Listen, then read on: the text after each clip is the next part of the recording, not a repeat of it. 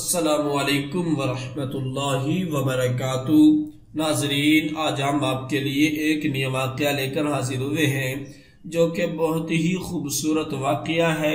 یہ واقعہ رسول اللہ صلی اللہ علیہ وسلم کی روحانی قوت رکانہ بن عبد یزید سے روایت ہے، اور یہ لوگوں میں سب سے قوی مشہور تھے کہ میں اور حضرت صلی اللہ علیہ وسلم ابو طالب کی چند بکریوں کو چرا رہے تھے۔ یہ بات آپ صلی اللہ علیہ وسلم کی نبوت کے شروع کی ہے۔ ایک دن آپ صلی اللہ علیہ وسلم نے مجھ سے فرمایا، کیا مجھ سے کشتی لڑتے ہو؟ میں نے کہا، اچھا، کیا آپ صلی اللہ علیہ وسلم نے فرمایا، جی ہاں، مجھ سے۔ میں بولا، اچھا، کیا دو گے؟ آپ صلی اللہ علیہ وسلم نے فرمایا، جو جیتے اس کی ایک بکری۔ میں نے آپ صلی اللہ علیہ وسلم سے کشتی کی۔ آپ صلی اللہ علیہ وسلم نے مجھے زیر کر دیا اور مجھ سے ایک بکری لے لی۔ پھر مجھ سے فرمایا، کیا دوبارہ پھر کشتی لڑو گے؟ میں بولا، بہت اچھا۔ میں نے پھر آپ صلی اللہ علیہ وسلم سے کشتی کی۔ آپ صلی اللہ علیہ وسلم نے پھر مجھ کو زیر کر دیا اور ایک بکری مجھ سے اور لے لی۔ اس مرتبہ میں ادھر ادھر دیکھنے لگا، کہیں مجھ کو بچھڑتے ہوئے کوئی دیکھ تو نہیں رہا۔ آپ صلی اللہ علیہ وسلم نے فرمایا، کیا دیکھ رہے ہو؟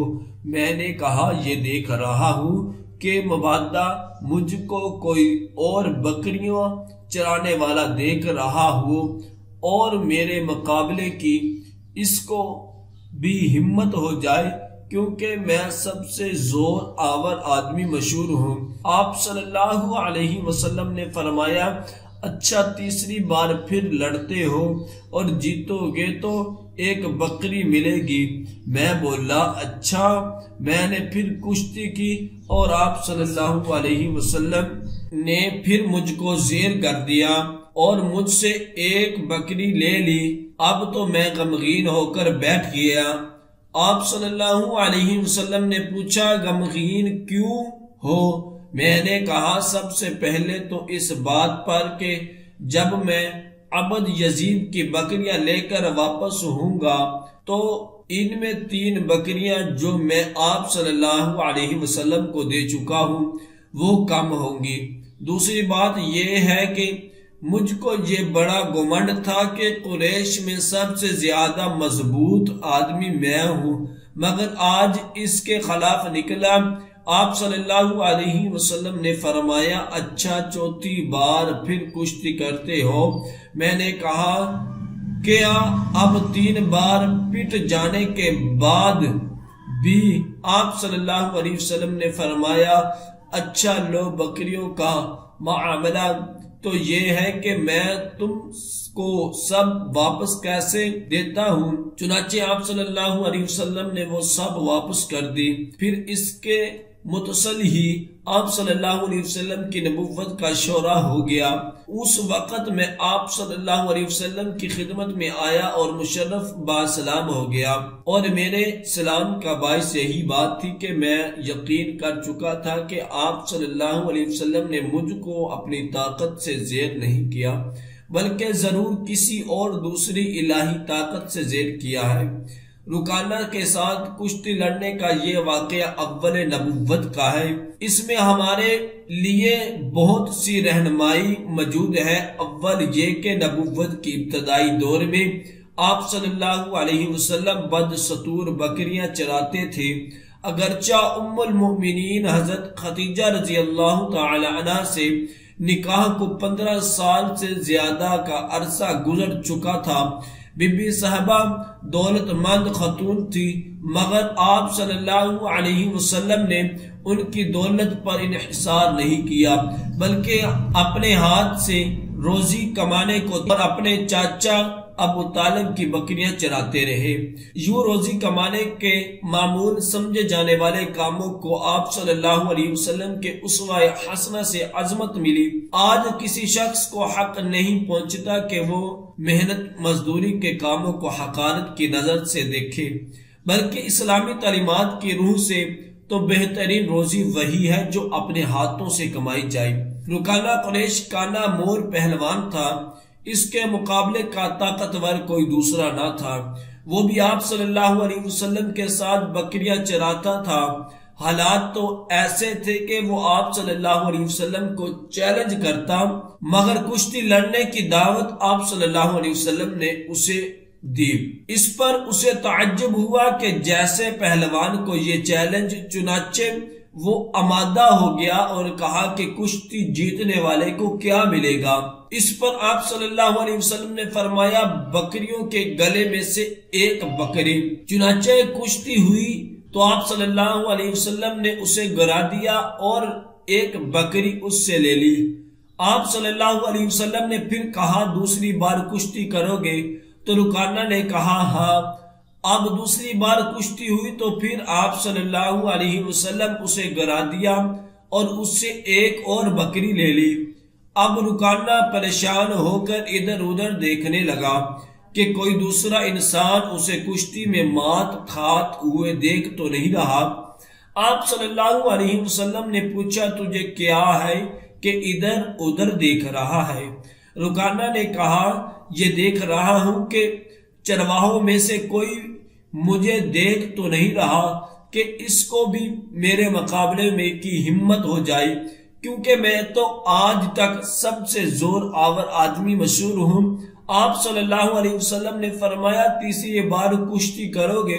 اگر جیت گئے تو ایک بکری تمہاری۔ رکانہ نے ہاں کر لی اور کشتی شروع ہوگی۔ اب کے بھی آپ صلی اللہ علیہ وسلم نے رکانہ کو گرا دیا اور اس سے ایک بکری لے لی۔ اب رکانہ کا برا حال تھا، وہ دل شکستہ اور غمگین ہو کر بیٹھ گیا۔ یہ دیکھا تو آپ صلی اللہ علیہ وسلم نے فرمایا رکانہ تجھے کیا ہے؟ رکانہ نے کہا پہلی بات تو یہ ہے کہ 3 بکریاں میں آپ صلی اللہ علیہ وسلم کو دے چکا ہوں، جب واپس جاؤں گا تو گلے کے مالک کو کیا جواب دوں گا؟ دوسرے یہ کہ میں اپنے کو قریش کا سب سے طاقتور شخص سمجھتا تھا، مگر آج تو میں ایسا نہ رہا۔ آپ صلی اللہ علیہ وسلم نے فرمایا اچھا چوتھی بار پھر کشتی کرتے ہو؟ رکانہ نے کہا کہ اب 3 بار پٹ جانے کے بعد بھی آپ صلی اللہ علیہ وسلم نے فرمایا اچھا سنو، 3 بکریاں میں تجھے واپس کیسے دیتا ہوں؟ آپ صلی اللہ علیہ وسلم نے 3 بکریاں اس کو دے کر اسے مطمئن کر دیا۔ اس واقعے کو زیادہ عرصہ نہ گزرا تھا، آپ صلی اللہ علیہ وسلم کے نبوت کی شہرت ہو گئی۔ اس وقت رکانہ آپ صلی اللہ علیہ وسلم کی خدمت میں حاضر ہوا اور اسلام قبول کر لیا۔ حضرت رکانہ کہتے ہیں کہ یہی واقعہ اللہ تعالی کی طرف سے ایک سبب بنا کہ میں اسلام لے آیا، کیونکہ مجھے یقین ہو چکا تھا کہ آپ صلی اللہ علیہ وسلم نے مجھے اپنی طاقت سے زیر نہیں کیا، بلکہ ضرور کوئی دوسری طاقت مجھے مغلوب کرنے کا سبب بنی۔ رسول اللہ صلی اللہ علیہ وسلم کا ایک نامور پہلوان کو چیلنج کرنا ظاہر کرتا ہے کہ آپ صلی اللہ علیہ وسلم کو اللہ تعالی کی مدد پر پورا بھروسہ تھا کہ ضرور آپ صلی اللہ علیہ وسلم کو کامیابی ہوگی، جو رکانہ کو حیرت میں ڈال دے گی، اور رکانہ سب سوچے گا تو پھر میری نبوت پر ایمان لے آئے گا۔ چنانچہ ایسا ہی ہوا۔ جیتنے پر بکریاں وصول کرنا بھی کسی مالی منافع کے لیے نہ تھا، ورنہ آپ رکانہ کو بکریاں واپس نہ کرتے، مگر آپ صلی اللہ علیہ وسلم نے تو اس کو پریشان دیکھ کر ہی بکریاں واپس کر دی۔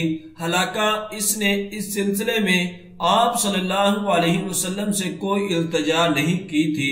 از خود بکریاں واپس کرنے کا مطلب یہ ہے کہ آپ صلی اللہ علیہ وسلم اس عمل سے کسی اچھے نتیجے کی توقع رکھتے تھے، جو بالا آخر رکانہ کو کے اسلام لانے کی صورت میں سامنے آ گیا۔ رکانہ کو غمگین دیکھ کر آپ صلی اللہ علیہ وسلم نے اس کی دلجوئی کی، جس میں امت کے لیے ایک بہت اچھی مثال ہے۔ اگرچہ شرط لگانا اچھی بات نہیں، مگر اول تو یہ نبوت کی ابتدائی دور کا واقعہ ہے، جب ابھی تفصیلی احکام نازل نہیں ہوئے تھے، اور آپ صلی اللہ علیہ وسلم تو اللہ کے حکم کے پابند تھے۔ دوسرے، یہ شرط تو مثبت نتائج کے لیے تھی، نہ کہ مال اکٹھا کرنے کے لیے۔ یہی وجہ ہے کہ آپ صلی اللہ علیہ وسلم رکانہ کو بن مانگے اس کی بکریاں واپس کر دی۔ پھر شرط تو رکانہ نے لگائی تھی، آپ صلی اللہ علیہ وسلم نے صرف قبول کی۔ رکانہ کو یقین تھا کہ وہ شرط جیت جائے گا اور اس سے فائدہ حاصل ہوگا، لیکن وہ اس بات سے بے خبر تھا کہ اس کا مقابلہ رسول اللہ صلی اللہ علیہ وسلم کے ساتھ ہے۔ بس آپ صلی اللہ علیہ وسلم کا نا مور پہلوان کو چھاڑ دینا ایک معجزہ تھا، اسی لیے رکانہ کو اپنے ہارنے کی کوئی وجہ سمجھ میں نہ آئی، اور اسے اقرار کرنا پڑا کہ اس کی شخصیت مد مقابل کی جسمانی قوت کے بل پر نہ تھی، بلکہ یہ کوئی اور ہی طاقت تھی جس نے اسے مغلوب کیا۔ چنانچہ جب اسلام کا شہرہ ہوا تو یہی گزرا ہوا واقعہ رکانہ کی ہدایت کا سبب بن گیا اور اس نے اسلام قبول کر لیا۔